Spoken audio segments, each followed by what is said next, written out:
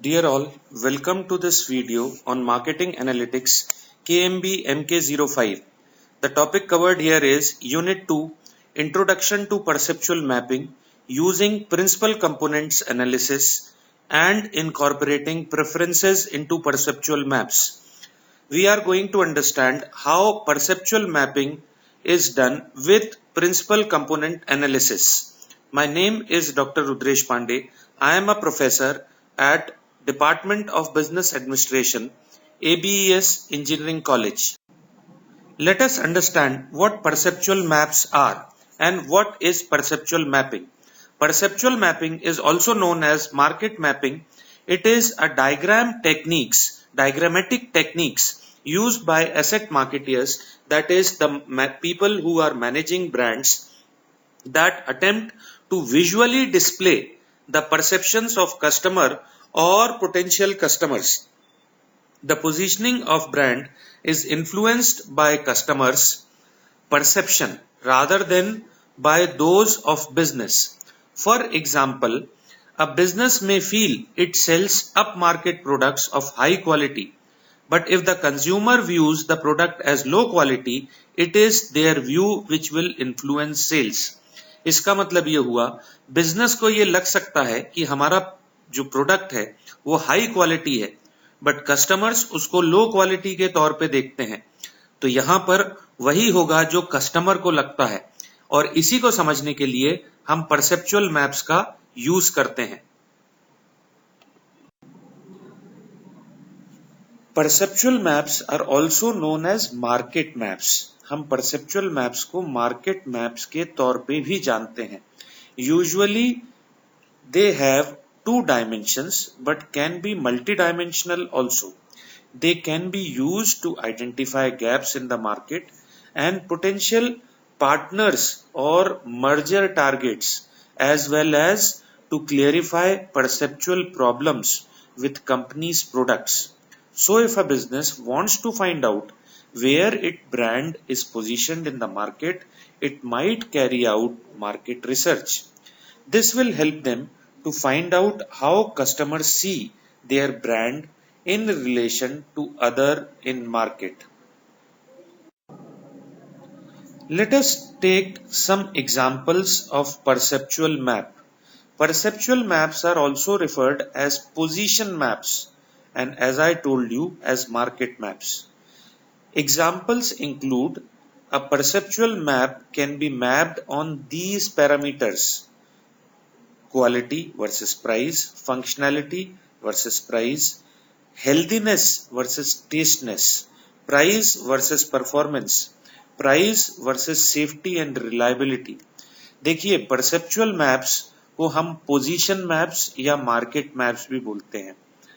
यहां पर हम परसेप्चुअल मैप्स इन डायमेंशंस पे बना सकते हैं जहां पर हम इन चीजों को कंपेयर कर रहे हैं और कस्टमर का एक परसेप्शन देख रहे हैं ब्रांड्स के लिए. ये कौन सी चीजें हैं? क्वालिटी और प्राइस को हम यूज कर सकते हैं, और इन दोनों के बेसिस पे हम एक परसेप्चुअल मैप बना सकते हैं. इसी तरीके से फंक्शनैलिटी और प्राइस, हेल्दीनेस और टेस्टनेस, प्राइस और परफॉर्मेंस, प्राइस और सेफ्टी एंड रिलायबिलिटी, इन सारी चीजों को लेकर एक परसेप्चुअल मैप बनाया जा सकता है. ये अलग अलग ये एक एग्जाम्पल है. यहां पर मैंने कार्स को लिया है जो इंडियन मार्केट में है, और यहां पर कौन से डायमेंशन है? Prestige, budget and conservative and sporty.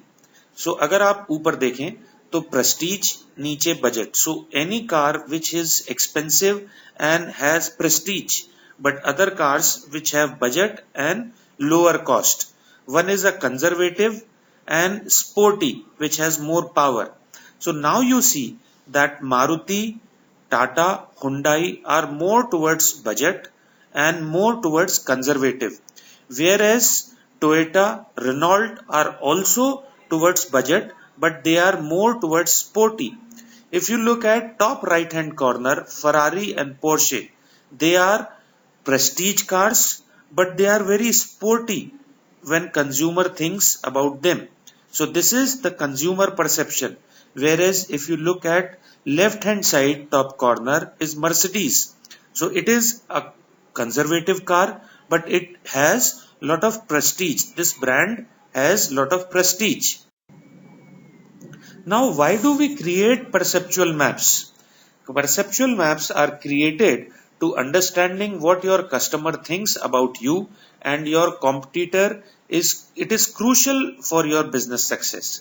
A perceptual maps helps an organization to understand the thought and behavior of consumers, gain insights into competition, track market trends, identify gaps in the market. हम perceptual maps बनाते क्यों हैं? हम perceptual map basically customer की understanding और customer आपके बारे में क्या सोचता है vis-a-vis आपके competitors. So where are you when competitors and you are standing together, and how customer is perceiving you. This will help. This you can find out with perceptual map. इससे हमें क्या समझ में आता है? हम कस्टमर्स के थॉट और उनके बिहेवियर को समझते हैं, हम कंपटीशन को समझते हैं, हम मार्केट ट्रेंड्स को हम समझ में आता है हमें कि किस तरह से हैं, और हमें अगर कोई गैप्स है हमारे मार्केट में हमारे प्रोडक्ट से तो हमें वो चीज समझती है. अब परसेप्चुअल मैप्स का यूज क्या होता है? एनवायरमेंटल स्कैनिंग के लिए हम यूज करते हैं. Environmental scanning prior to planning. Developing market branding and positioning strategies. हम मार्केटिंग, ब्रांडिंग और पोजीशनिंग स्ट्रेटेजीज के लिए परसेप्चुअल मैप्स को यूज करते हैं. Informing product and service development initiatives. हम प्रोडक्ट और सर्विस डेवलपमेंट के लिए हम इनको यूज कर सकते हैं. Tracking the performance of new products. अगर हमने कोई नया प्रोडक्ट लॉन्च किया है तो हम उनकी परफॉर्मेंस और उनका परसेप्शन कस्टमर के से क्या है ये हम देख सकते हैं. Identifying the extent of damage to products on decline. अगर हमारा कोई प्रोडक्ट डिक्लाइन कर रहा है तो उसमें क्या हो रहा है और वो क्यों डिक्लाइन कर रहा है और उसको कितना डैमेज हो चुका है, ये चीज हम परसेप्चुअल मैप से देख सकते हैं. Regular reviews to determine market changes and new trends. Market में क्या हो रहा है और किस तरह के न्यू चेंजेस आ रहे हैं ये हम परसेप्चुअल मैप से देख.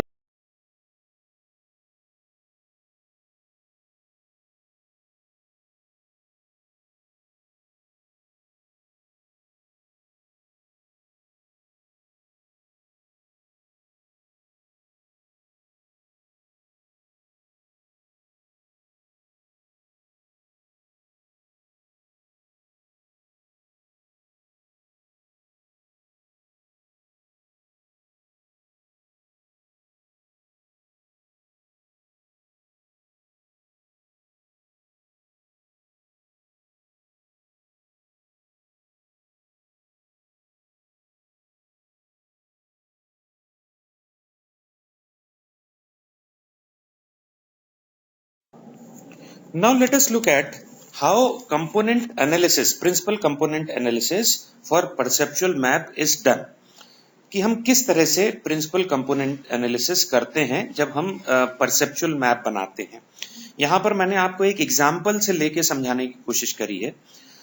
समझिए कि let us say we have a set of observations that differ from each other on number of dimensions.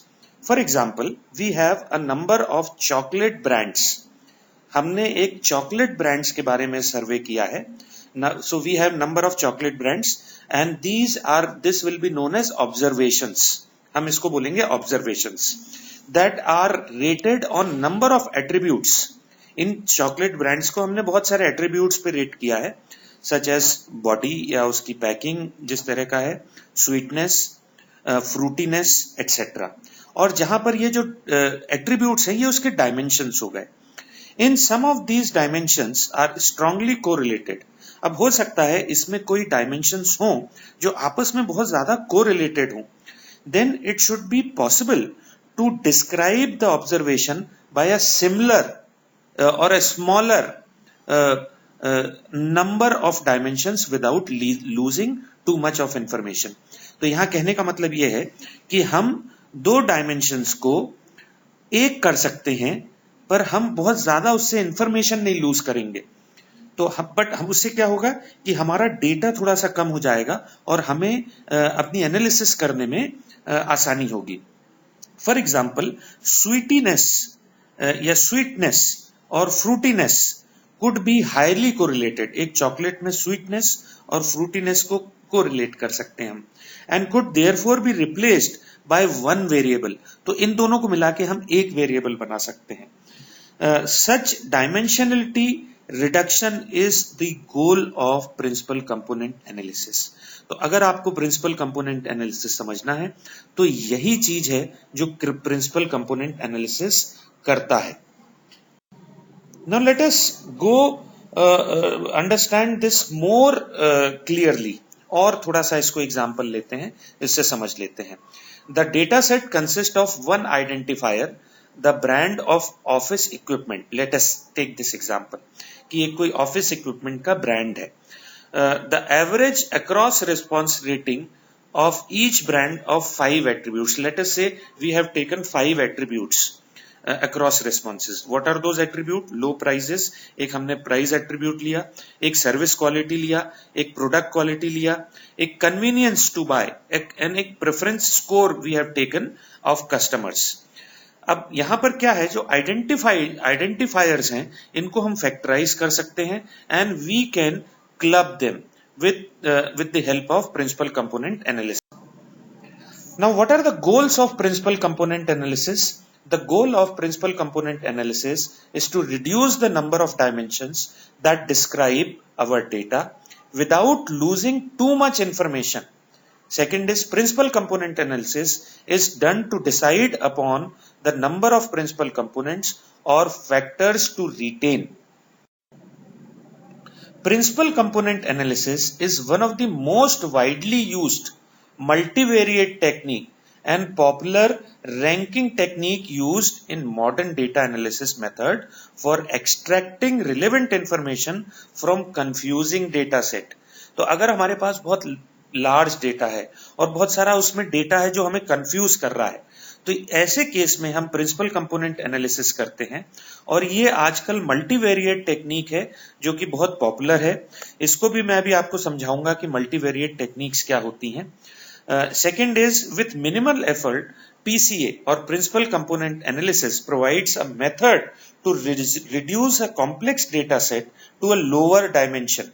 Even though the objective of PCA may be to reduce the number of variables of data set, it retains most of the original variability in the data. तो हम यहाँ पर जो PCA से क्या करते हैं, हम डेटा को कम तो करते हैं पर उसकी ओरिजिनलिटी नहीं खत्म करते। हम जो डेटा है उसको हम थोड़ा सा अपने ईज के लिए हम प्रिंसिपल कंपोनेंट एनालिसिस लगाते हैं, बट उसका ऑब्जेक्टिव यही रहता है कि उसकी ओरिजिनलिटी नहीं होनी चाहिए। Product positioning using perceptual and preference maps. यहां पर we are doing 3 things: differentiation, creation of difference in 1 or 2 key dimensions between a focal product and its main competitors. Second is positioning, strategies that firm develop and implement to ensure that the created differences occupy a distinct position in the minds of customer. And then comes mapping, techniques using customer data that enable managers to develop differentiation and positioning strategies by visualizing the competitive structure of their market as perceived by their customers. This comes to the end of this video. I hope you have liked it. Thank you for listening. You can watch other videos in the series of this topic on other topics. Please look for other videos also. Thank you very much.